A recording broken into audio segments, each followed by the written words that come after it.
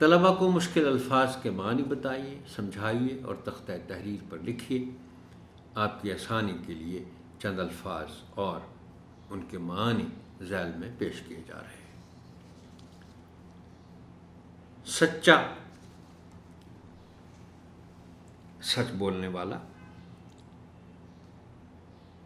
اچھا، میں نے آپ سے ایک گزارش کی تھی پچھلے کسی QR میں کہ آپ نے دیکھا ہے کہ بعض ابواب کی مشقوں میں یا زبان شناسی کے تحت یہ ایک سرگرمی دی گئی ہے کہ اعراب کی تبدیلی سے انہی حروف تہجی والے الفاظ کے تلفظ اور معنی میں کیا کیا تبدیلی پیدا ہوتی ہے۔ تو آپ کو اتنا وقت نہیں چاہیے، جہاں بھی آپ کو موقع ملے آپ یہ والی سرگرمی آپ کرتے رہیے۔ مطلب ایک لفظ بھی ایک باب میں اگر آپ کرتے رہیں، ایک یا دو الفاظ جہاں آپ کو موقع ملے، تو اس سے بچوں کے ذخیرہ الفاظ میں قابل قدر اضافہ ہوتا جائے گا۔ اب یہاں سچا ہے تو کوئی حرج نہیں ہے کہ آپ اس موقع سے فائدہ اٹھائیں اور بچوں سے کہیں کہ بھئی اچھا، سین پر زبر ہے، اگر اس زبر کی جگہ ہم پیش لکھ دیں تو کیا بنے گا؟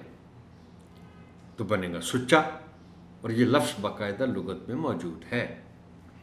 ورزش، کثرت۔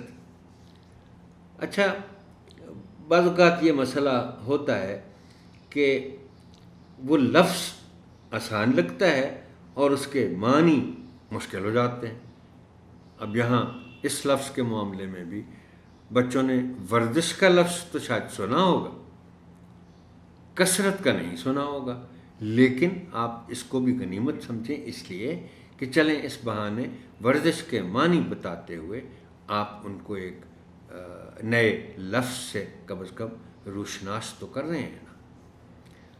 اور جہاں اس قسم کی سچویشن ہو اور آپ سوچیں کہ یہ دونوں الفاظ شاید مشکل ہوں گے بچوں کے لیے، یعنی لفظ بھی اور اس کے معنی بھی، تو کوئی حرج نہیں ہے کہ اگر آپ یہ سمجھیں کہ اس لفظ کا جو متبادل یا مترادف ہے انگریزی میں، تو وہ لفظ استعمال کر لیں۔ اب ورزش اگر چند بچوں نے نہیں بھی سنا، ان کے لیے یہ لفظ نیا ہے، تو کوئی حرج نہیں ہے کہ آپ لفظ ایکسرسائز استعمال کر لیں۔ اب یہ الگ بات ہے کہ وہ کچھ بچے یہ نہ سمجھیں کہ یہ ایکسرسائز سبق والی ہے، تو آپ ساتھ پھر کر سکتے ہیں اس کے کہ یہ فزیکل ایکسرسائز ہے۔ ستھرے، صاف، چستی، تیزی، عمل، کام، ارادہ، نیت،